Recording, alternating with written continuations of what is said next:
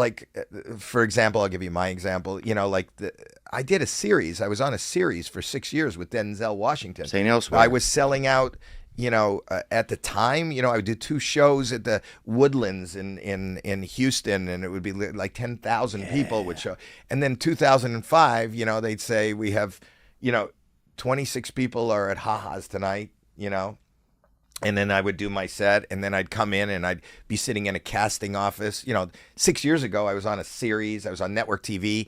Every break, I was doing a movie for every major studio, and all the same offers that, people like Tom Hanks and Robin Williams were getting at the time. But you were in that world. At that time, when Tom Hanks was doing Bachelor Party and stuff, I was doing, Walk Like a Man and Little Monsters and A Fine Mess. But 2005, I was doing shit. And then I said, I'm going to quit. And I got an offer to do a game show, Deal or No Deal, which I thought was the worst fucking idea anybody could ever have. First of all, if you think about that, when it was pitched to me, I don't know that people remember before 2005, there weren't any comedians doing talk shows. Doing game shows. The game show was the joke. You would act like a game show host on stage if you were doing a parody of something goofy. Okay. Nobody wanted to be the game show host. The last comedian that did a game show host before that was Groucho Marx, who did You Bet Your Life, which Jay Leno is recreating now, and it's going to be in syndication. But before that, no. So when I got asked, I thought that's the nail in the fucking coffin of my career, and I said okay.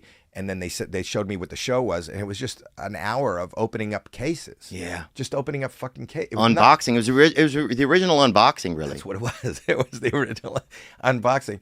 And then that thing went through the roof and kind of gave me a career back. But what I was saying about the mental health is that the more I do, I'm on AGT now, and which is the #1 show of the summer, and I'm on a lot. I can't tell you that a week doesn't go by where I have an idea for something and they say no, or they're not putting it on, or they go, we like that idea, but we'd like to use someone else. And your mind just goes to weird and it's not only about being accepted, but if you've got that kind of weakness inside you, getting constantly some form of rejection, or that we don't want you. Yeah, you're not the right thing. Because I think it goes back to the things in the beginning somewhere in our lives or in our souls that were that made us want to attract attention to ourselves anyway. Probably. Well, you brought it up right at the beginning. If you wanted to dance for your mom so you could watch TV, you learned that being good or funny or being the center of attention got you something. Right. Whether it got you notoriety or the opportunity to watch TV or to do the things you like, you realize that became your self-worth. And when your self-worth is externally in your mind, the things that you do and who you think you are or who you think other people think you are, then you're at the mercy of everybody outside of you instead of yourself. Does that make sense? Yeah, man. If you want to be happy, people, you just got to make yourself happy. You can't make anybody else. Nobody can make you happy. Yeah. Nothing externally, no amount of money, nothing you could do. You got to make yourself happy.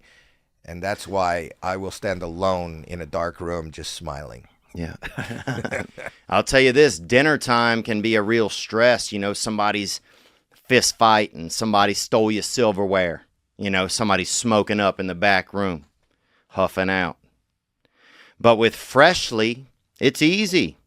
Their chefs take care of your meals a few nights a week and take the pressure off of you. We're all trying to get in